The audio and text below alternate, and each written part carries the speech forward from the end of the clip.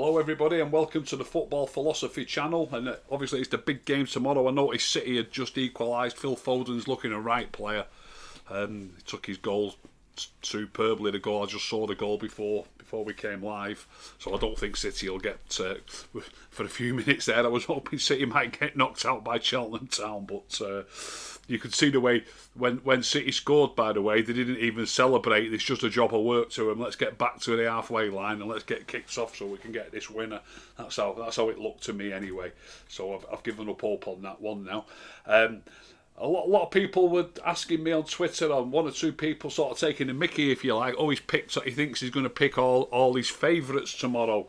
When I did my little programme where I predicted the starting lineup tomorrow, but when I predicted that lineup, obviously it is a lineup that I'd like to see.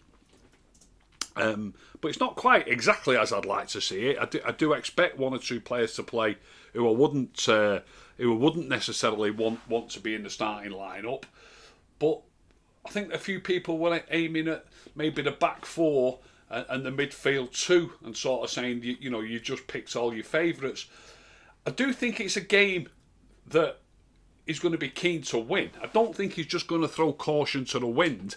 And I do take it that in cup ties you do rest players and make a few changes. But even in the League Cup, now this is the FA Cup, it's a bigger trophy than the League Cup. And not only is it a bigger trophy, but even in the League Cup against smaller outfits, we still fielded fairly strong teams. So I don't think it's going to be that far removed from a league game lineup.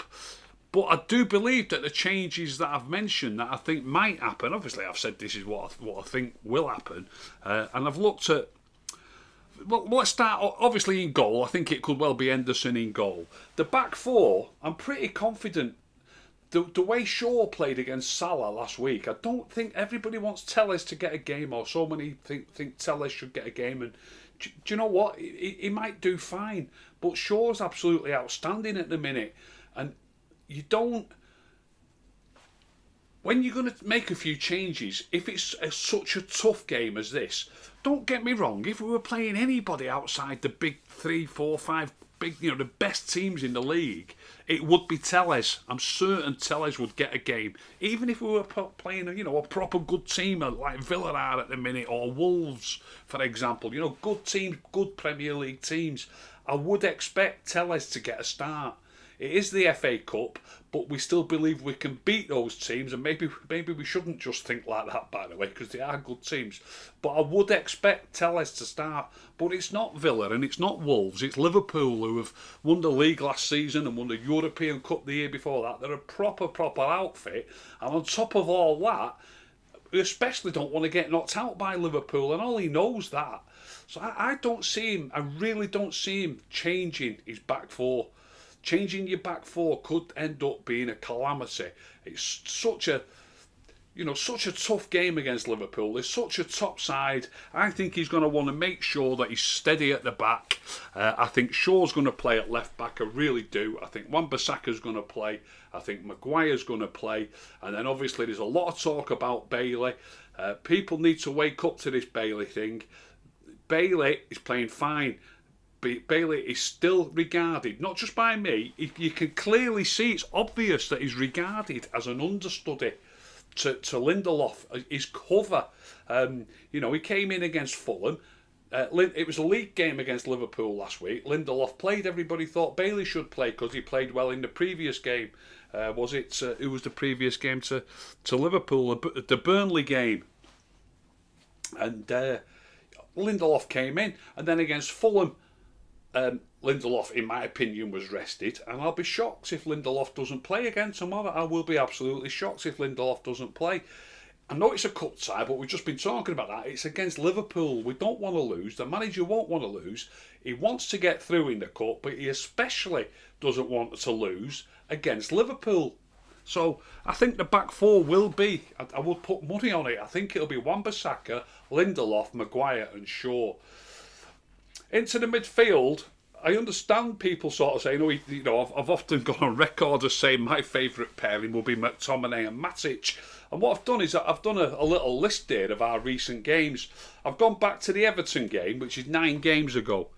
And in those 9 games, Pogba's played 7 games, started 7 games, and Fred has started 5 games, and McTominay has started 5 games, and Matic has only started 3 games.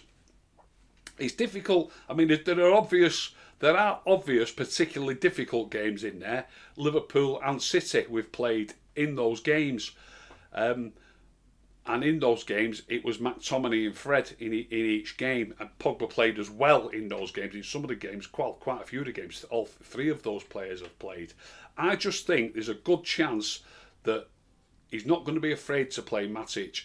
The back 4 is going to be solid. I don't think he'll be afraid to play Matic. He's not played in the last 2. I've noted it down. Matic played against Everton. This is the last 9 games. Then he didn't play against Leicester. Then he did play against Wolves. Don't underestimate what a tough game Wolves is. It's not like he's just picking, poor games or poor opposition. So Matic played against Wolves. Then he didn't play against Villa or City. But then he also didn't play against Watford in the Cup. I really expected him to play against Watford in the Cup, having not played in the previous 2 games. But then he did play against Burnley, let's be honest, Burnley away is tougher than Watford at home. Plus, it's a league game and not a cup tie. So he's thrown him in against Burnley, and then obviously left him out against Liverpool. Having been left out against Liverpool, and having played against the likes of Burnley and Wolves and Everton, I expected Matic to play against Fulham, but he didn't play against Fulham. And I think because of those things, when I say it's his turn, you can't just put a player in the team because it's his turn. But it sort of is his turn, but it's not like you're saying it's his turn and he's a nobody or something, or he's someone who rarely plays. He's playing, if you just look at the last 9 games, he is playing 1 in 3 games, and he's not played in the last 2, and I don't see why he can't play against Liverpool. I've had 1 or 2 people say to me, you can't risk Matic against Liverpool. They dropped points to Burnley recently, they dropped points to Newcastle, they dropped points to West Brom. Matic should walk into all those teams. If Matic was with any of those clubs, he'd have been playing in those games. They might have lost. He'd have been playing in those games. So there's no reason why Matic can't play. Don't forget, for Man United as well, a better team. So there's no reason why Matic can't play against Liverpool. No reason whatsoever. So I honestly think there's a great chance that Matic will start. Now, Fred's played 5 of the last 9. McTominay's played 5 of the last 9. They nearly always start together. The couple of occasions that he didn't, McTominay started against Watford and Fred didn't play, and then Fred played against Fulham and McTominay didn't play. But Fred has played the last 2, whereas McTominay didn't play against Fulham. And in these last 9 games, McTominay hasn't gone 2 games without a start. He didn't play against Everton. He did against Leicester. He didn't against Wolves. Then he did against Villa, against City and against Watford. Then he missed out against Burnley. Then he played against Liverpool. And then he missed out against Fulham. So for each individual, I just think it's McTominay's turn again. I'll be shocked. I'm not going to say I'll be shocked if Matic doesn't play. Matic is getting 1 game in 3 at the minute, roughly. I won't be shocked if he didn't play him. I think he will play him, but I wouldn't be shocked. But I will be shocked if McTominay doesn't play. So if ever there was a good chance of it being McTominay and Matic as the central pairing, I do think it's tomorrow. I just think it's Fred's turn to have a breather. I think McTominay will definitely come back in anyway. So I think Matic might play there. He could play Pogba next to McTominay. Pogba's the one who's played the most, but as I say, he's fitting Pogba into the team more. He's played him on the left, he's played him on the right, and he's played him in the centre. So I think Pogba will play again. He's played 7 of those last 9 games. He's played in all of the last 3. I think Pogba might well find himself playing wide on the right again. He was put in there to face up against Robertson last week, and I feel pretty confident he'll do the same again. So I'm sticking with that team that I've said. It is tricky picking. I actually think that back 4 will be the case. I think Matic will play. I think McTominay will play. I think Pogba will play. I'd love to think Van der Beek could get a game at number 10, but I think it'll be Bruno. I think Van der Beek will still find himself on the bench. I'm gutted to say that, but I think he will find himself on the bench, Van der Beek. I think Bruno will play at 10. And then it's between Martial, Rashford and Cavani for a number 9 spot and a left wing spot. and I think Cavani might find himself. I'd love to play. I'd play Cavani all day long. I'd play Cavani at number 9. I'd play Martial wide on the left, but Marcus rarely gets left out, and he's been left out of the last game. So to be left out again, it would surprise me. My choice would be Cavani at 9, Martial on the left, but I think Rashford will play. I don't think he'll leave him out 2 games in a row. And you could perhaps even toss a coin as to which position he'll take. He could take Cavani's place at 9, or he could take Martial's place at 11. The reason I've ended up sticking with Martial on the left, because Martial had the job of tracking Trent Alexander last week, and he did a great job of it. So I think Martial will get the same job again, and I don't think the manager will fancy leaving out Rashford again. So I've got a feeling, and I'm sure everybody would want Cavani to play. I want Cavani to play, but you can only fit 11 in, and I think Cavani might be on the bench. Anything to add? Yeah, a few questions coming through. I'll go back from the start of the chat. A few things to come through. Hoping for Finn Ford, hoping for Matic tomorrow. Me, Rick, Red Devil, #start Matic. Thomas Omar, Matic is due on for sure. Akash Bob. Van der Beek has to start. I hope you're right, Akash. I hope you're right. Finn Ford, Cavani must start, and Van der Beek for Pogba. That could happen. Could happen. Akash Bob again. Dan James has to start. Not put a foot wrong this season. His end product has improved loads. I won't say he hasn't put a foot wrong. We haven't got a player who doesn't put a foot wrong, but I know where you're coming from. He hasn't been anywhere near as poor as some people like to make out about Dan James. Subriotti Roy adds that James needs game time. It does need game time. I wouldn't have a problem with James playing, none whatsoever. I wouldn't mind James playing on either flank, because it's again, in this game, it's as much about your defensive duties, probably more about your defensive duties. When you think about it, it is more about your defensive duties, because your flashes of attacking play, the little moments that you get, they are odd moments. For 90 minutes, you've got to be switched on. You've got to be determined. You've got to make sure that you're in the right shape. So to try and get your attacking moments right, you might have, I don't know, 5, 6, 7 opportunities to take your full back on, or seven decisions to make, where you might shoot, or you might pass, or you might cross, or you might pass, or you might take your full back on. Just different moments in the game. There might only be 7 or 8 of those moments, and yet for 90 minutes you've got to be on the ball, and you've got to be aware of where that fullback is. So your defensive nous is actually more important, because it's consistent throughout the game that you've got to be on the ball. Samuel Ihoppen and Wan-Bissaka looked tired to me against Fulham. And CW, what about Axel, Rick? Would you give him a go? I'd be more inclined to give Axel a game against Sheffield United. No disrespect to Sheffield United.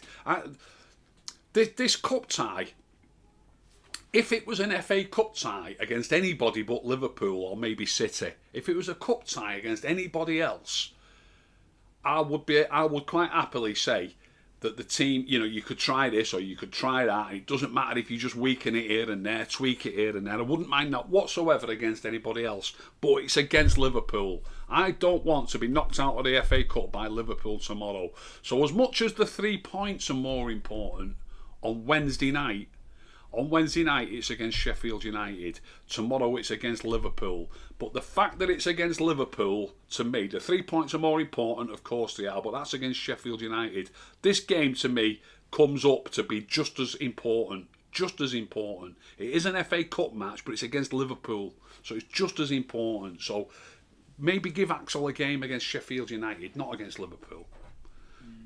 Josh Harper, Rick, I saw us play better football in the second half against Fulham. It gave me some real hope. The link was Cavani at 9 and Rashford on the bench. That's how we win this league. I think he's got a good shout. I think you've got a good shout, Josh. I really do. So I don't know if you've watched the Player in Focus that I did on Anthony Martial, Josh, but it is vastly underrated. The simplicity of his play. But it's a little bit hard to explain, though. It's the simplicity of his play, but doing good things at the same time. I see some of our players, even when they get the simple things right, Martial's just a little bit more switched on, and he sees a simple pass to his right sometimes, or to his left, that keeps us in their third perhaps, when somebody else might see the simple. There's nothing wrong with passing it backwards. There's nothing wrong with passing it backwards, but I honestly believe this, what I'm saying. I see some players who give that pass back a little bit too readily when they could really take a touch. Just one clip that I put on the other day where Martial it just looks so easy. The clip number 1, I can remember it. It's clip number 1 on that player in focus. Martial comes short. It's a crowded last third. He receives the ball and he takes a touch. He knows he's got time to take a touch, but he takes a touch and he just finds a little angle to Pogba, and then Pogba gives it away, but he's got loads of space then, Pogba, and we're in the last third. And I believe Martial just sees these little things. They're really, really easy, but I also believe we've got players that don't see them and maybe give it straight back to the person who's give it to him, or maybe give it back to one of the centre-backs.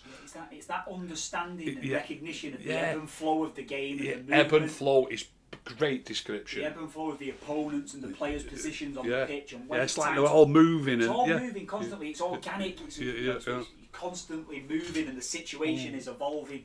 And Martial just fits into it. In tune with that organism, that movement, aren't they? And they play around it and play with it. And some of the other players that you're talking about, I know exactly what you mean. They don't seem to. Yeah. Luke Kelly, Ricky Van der Beek doesn't play. It's a joke, pal. I would agree. I would absolutely agree 100%. I've only put the team out there that I think he's going to play. I just don't think he's. Look, I think it's pretty obvious that Matic is due to play, and he's a defensive midfield player. Van der Beek's not a defensive midfield player. McTominay is due to play, even though he's played. I've just worked it out, haven't I? He's played 5 of the last 9, so he's not playing every game. But he rarely goes 2 games without playing. I think McTominay will play. There's a great chance Matic will play, but they're also those solid type of midfield players. Some people call them defensive midfield players. I'm calling them proper midfield players. Even though they're regarded as defensive midfield players, if we've got the pressure on them, our 2 midfield players, if it was McTominay and Matic, would be up near the edge of their box or 10 yards outside the edge of the box, just waiting for it to come back out, or for somebody to need you. They can give it to you and you can give it them back. So they're just proper midfield players. They don't go running all over the place. They don't get caught too far ahead of the ball, and they're in position to try and win the ball back, but also to give somebody an option. If somebody further forward's in a bit of trouble, they need to turn around and give it someone. You need somebody to be there, keep the pressure on the opposition. Now, I think Van der Beek can do that job. Absolutely, I do. But I just think he's far, far more suited to being a bit further up. Look at the little ball he put through for Mata the other week when Mata should have scored. He's so clever, he's so neat and tidy around the edge of the box. It really does suit him. We've got a big problem in that his best position is the same position as Bruno. But at some stage, you've got to give him a game. Something that I don't get, I'll mention Harry Maguire in this as well. It seems a right coincidence to me that everybody seems to need a rest, but Maguire never needs a rest and Bruno never needs a rest. What's up with Ollie? Just give him a rest now and then and give somebody else. Again, maybe, look, even though I've just said that, your defence has got to be strong. Maguire's the captain. But they keep talking about the players being overplayed. How come it seems to be that Maguire and Bruno don't need a rest and everybody else needs a rest? I don't get it. Dan Maisie and Gallo will start. Samuel Hoppen and Rashford is guaranteed to start. I hope he starts on the left and not up front. I think there's something in that though, isn't there? You spoke about this after the last game, that Martial's tasked with playing left midfield, not left forward, not left wing, left midfield. Yeah. And I don't think Ollie will know that. Ollie will know, without a doubt. They will have discussed it about the task that Martial had against Trent Alexander, and it was a proper scrap between the two of them. And I would say Martial came out on top. He didn't create much. Trent Alexander, did he? Well, we're on that left-sided debate here. QWERTY has mentioned it, and I've seen a couple of others. Prodigy Kings mentioned it as well. Do you think that Tellez could play in that position? Yes. I've seen people on Twitter asking that question. I do think he could play in that position, and he's somebody else who needs a run out. I just think there's too many. You know, the squad's strong, isn't it? There's too many players. If Marshall doesn't play in that position, a lot of people won't get their heads around this, because they're thinking about the attacking instincts. That's what they're thinking about. I've just said that your concentration levels have got to be spot on in this game. Your defensive duties, you've got to be on them. You've got to be on concentrating. Your defensive duties have got to be spot on for 90 minutes. The little flashes of brilliance are only here and there. You know, and Telles can cross a ball, by the way. He could be the man who creates a chance. He could so easily be the man who creates something for you. So if Martial was not to play on the left, Telles would probably be my next choice. It wouldn't be Rashford. Telles would be my next choice. But I think Telles will be too far down the pecking order, I think. I can remember a game. I remember one of the after-match interviews that you did once.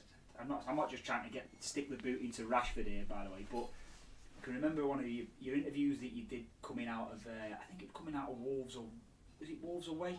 And we'd recently played a home game where a substitution had been made, and the Evening News had commented on the improvement when Dalot came on the right. Yeah. But what actually happened is Dalot came on the right and they took Sanchez off. Yeah. Rashford moved to the left and Dalot played on the right. Yeah, they said there was a big improvement. You did right, I remember it now, yeah. And the improvement was Dalot on the right. Yeah, Dalot came on, yeah. And Dalot was Dalot was never going to get chosen on a regular basis over a Rashford or over a Greenwood. But it's a similar thing. He's a full-back. He was brought on the right wing. And by coming on the right wing, and they said there was an improvement, the improvement was there. You know, that's where the difference was, on the right, not on the left. I think Rashford switched to the left, didn't he? I think it's obvious. It's the case in amateur football. A right fullback or a left fullback is more accustomed to operating in wide positions. I think moving from right back to right midfield is an easier transition than moving from number 9 to right midfield. Agreed.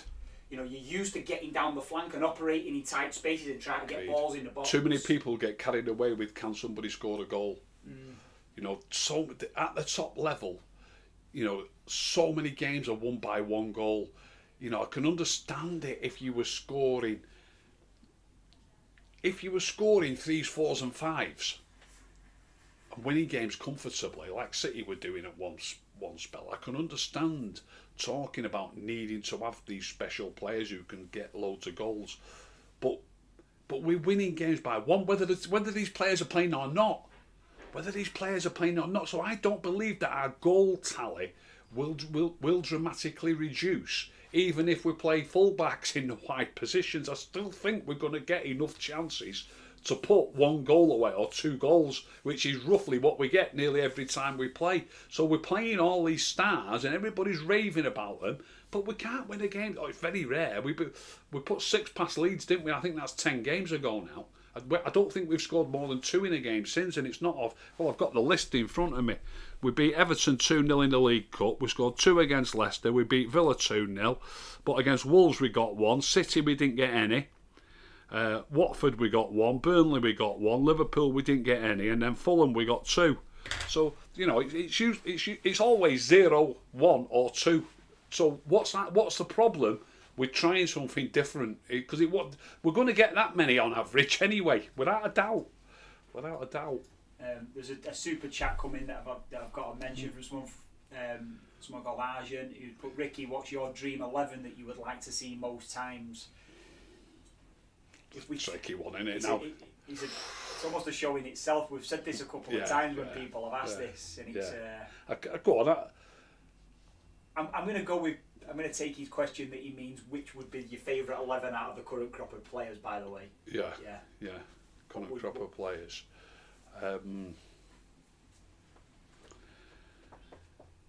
My favourite players are the players who look after the ball. Out of all, if you think about wide right, mind you, I could fit Pogba in there now, because Pogba, I would never have thought accommodating players. Yeah, I would never have thought of putting Pogba there before. I would never have thought it, but he's been played on the left, he's played on the right. I was surprised during the week against Fulham when we made the changes. You see, when we made the change against Fulham, what was all that about? McTominay, as a pair, Pogba was playing slightly right and Fred was playing slightly left. And when McTominay comes on, obviously McTominay plays slightly right and Fred plays slightly left. So there was only about 5 minutes left. So McTominay played slightly right in his normal position and Fred played slightly left. But Pogba had been playing there. So what he did... Now don't forget what I've been saying about Martial's defensive duties against Liverpool, and he did them equal. Obviously, they weren't as noticeable against Fulham because we had most of the ball, but whenever they had the ball, he was doing his job. So Martial was not letting the side down wide left. But what he did when he brought McTominay on, he switched Pogba to the left and took Martial off. Whether Martial needs a rest, I don't know. There could be all sorts of different reasons. But if it was just to keep Pogba on, or if it was about making us more sturdy defensively, I honestly don't believe that it makes a penny's worth of difference putting Pogba on the left instead of Martial. Martial does that job perfectly well. So I wouldn't expect him to bring McTominay on and take Pogba off. I wouldn't expect that. But I also don't see the benefit in putting Pogba on the left and bringing Martial off either. Don't see the benefit. But that's what he did. So getting back to my team, you see, I like Juan Mata. I love his neatness. He kills it well. He passes it well. Just while you're on this, I've got to mention here, Prodigy Kings put, "Hi Rick, I recently went to Juan Mata's house and he had photographs of you in his room."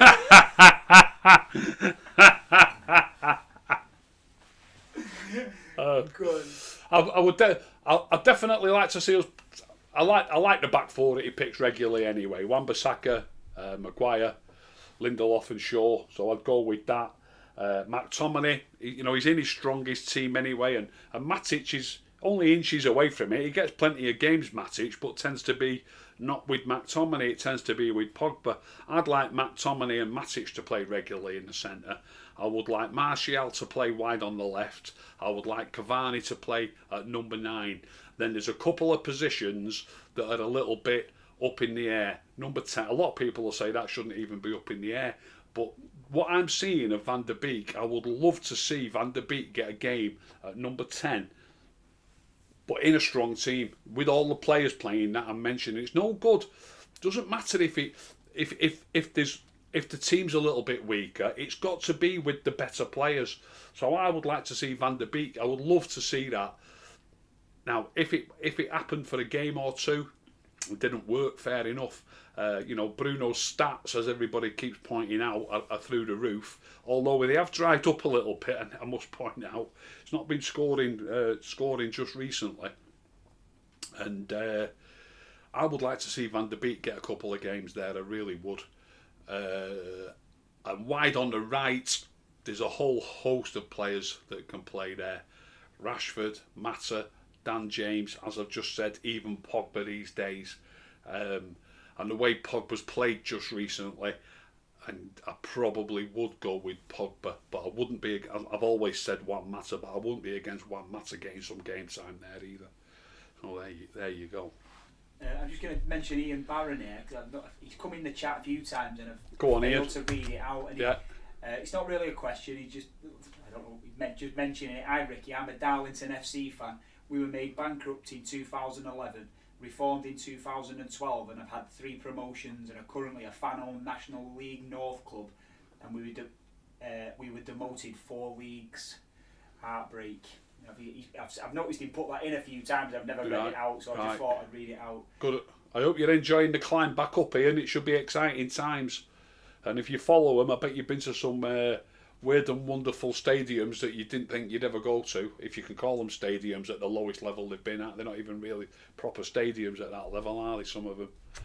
But I bet it's been fun coming back up. How many promotions have they had? 4. 3 promotions. 3 promotions, yeah.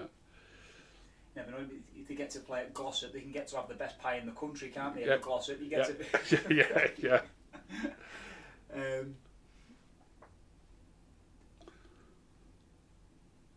Wan-Bissaka never gets a rest as well, Ricky. Yeah. We have no backup at right back. Yeah. It seemed odd that in the... we seem to be getting... Brandon Williams seems to have been... He was picked ahead of Shaw in some games last year. Yeah, he was getting full games, wasn't he? He was really right up there, wasn't in he? the transfer window, we had Brandon Williams who'd been keeping Shaw out, and then we had Dalot, and we had Darmian's a bit further back. Basically, we had Dalot there for cover for Wan-Bissaka, didn't we? Yeah. And we've let Dalot go and signed another left back in Tellers, so we went from having 2 right backs and 2 left backs. Yeah. To having 1 right back and 3 left backs. Dalot actually quite comfortable on both sides. He is right footed. Because we've let Dalot go, and we've signed Tellez, who to me looked like he's an out and out left back. I wouldn't fancy either him nor Luke Shaw playing right back, to be honest. And yet Dalot pretty comfortable on both sides. He might have been the one to keep us cover. Torman, you just touched on this really. In my opinion, Bruno is not the best person for number 10. The way Bruno plays long balls and long range shots, he's reminiscent of an Andres Pereira. Do you think Ollie encourages this type of play? I heard him say that he encourages him to look for the spectacular passes and the killers in his press conference last week, and then on Match of the Day, I think I saw it when I watched his interview. It was either on Match of the Day or on Sky straight after the game, or BT, whatever it was on. And he said that he was disappointed with the amount of Hollywood balls that we were playing. He seemed to change his tune within the space of 48 hours, saying that he encourages it, and then 48 hours later he was saying we were doing it too much. So I found that very interesting, because I'm always banging on that we do it too much. There was a question a while back, and I'm sorry I can't remember who asked it, about if you could, have you got anybody in mind who you'd see as a future Matic replacement? And then Craig Virgo would just ask Ricky, one signing you could buy now to improve us, who would you buy and why? That's a tough one, mate. That's a tough one. We really struggle to nail down a right-sided midfielder. That positions, no one seems to be making it their own, do they? Yeah, perhaps a wide right player. I wouldn't like to say who though. I've watched Sancho a couple of times. He looks a proper decent player, but the figures that are being spoken about for him are mind-boggling for me. Mind-boggling. He just looks. I don't know how to put it. He just looks a proper decent player. I'd expect him to be. I don't know. I mean, I might be wrong. The kid might go and have an absolutely unbelievable career and win everything, but to me, he looks like a 20-30 million pound player, not a £100 million player. Don't get it. Yeah, it's strange, isn't it? Yeah. Strange. Well, what happened? I want to see Donny and Matic playing the pivot together. There's a few people saying that Donny's really like a 6 or an 8. You spoke about this a few times. He's a number 10. Yeah. He is a number 10. Without a shadow of a doubt. Yeah. He's just like you see Bruno occasionally. He's sometimes the furthest forward. He goes and presses and that. You know, it's a natural game to him. I'm speaking to someone who he will fill in that role. Don't get me wrong. If you asked him to play right fullback, I'm sure he'd make a decent job of it. So he will fill in that role. But his best position is number 10. I've got no doubt in my mind whatsoever. I don't know how true this is, but I was speaking to someone who watches quite a bit of Dutch football not long ago, and they said that it wasn't that uncommon for him to fill in as kind of a false 9. Yeah. Play as a centre forward in a 4-3-3. But as soon as we were linked with him, I watched him play for Holland. Yeah. Watching him play for Holland, he was more or less at number 9 at times. He really was. He's a proper attacking player. And true, Ellis. Ricky, you should be on Monday Night Football as you're way better than Neville and Carragher. Don't know if you're joking or winding me up, but if you're not, thanks very much. Alfred Rayner, I'd love to see Shaw at left back, Teller's left wing. This would be the best left side in the league. I won't mind him giving him a try, but I love Marshall on the left. Don't underestimate the simplicity of Marshall's game and the quality of it. The difficulty, if you ended up with that, you'd have to then try and get Marshall into your front pairing and then expand the beat. Play 4-4-2, yeah. Martial. I know on them clips on the player in focus, I put 3 clips of him coming in and winning headers in the box, which is something you don't get from Rashford, you don't get it from Greenwood, and we ended up for a few minutes with both Cavani and Martial in the box. And when you've got 2 players who can actually win headers, it's worth swinging crosses in, and it's a little sort of extra string to his bow, if you like. Samuel happening again. Let's stop debating about Donny's position. At Ajax, they teach players to play in multiple positions. I like that. Yeah. Because I think these top teams are like that. Yeah. When they're playing football in the right way, I do think that the players are comfortable wherever they play. Yeah. But you're still going to have a natural favourite position. Yes. You're still going to have a natural favourite position. So I do know where you're coming from, and I did say, like, I even mentioned right back. He will do a decent job. He's been coached and he's talented. He's intelligent. He'll do a decent job in virtually any position on the field. But virtually everybody to a man has a favourite position and a best position. And for me, Van der Beek's best position, where we get the most out of him, is at number 10. There's two questions here. One you've answered a few times before about Jack Grealish. What do you think of Jack Grealish? But then there's one which I'm not too sure you're going to be keen on from Rodal. Would you swap Martial for Jack Grealish? So tough one.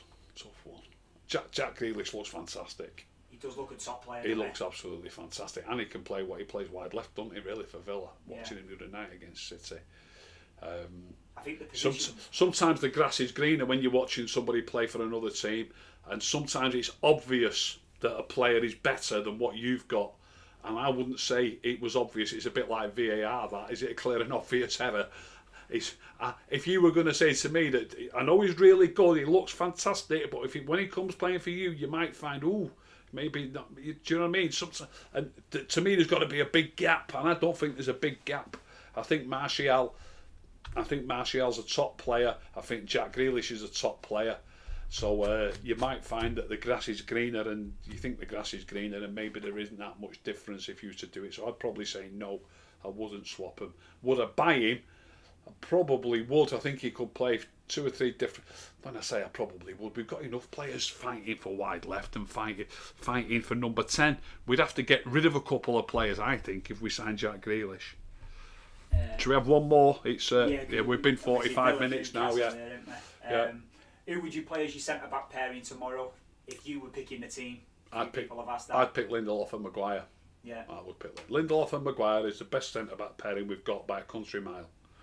Are you going for one more? Last one, very last one. Pogba and Matic in the pivot then. Would you go with Pogba and Matic?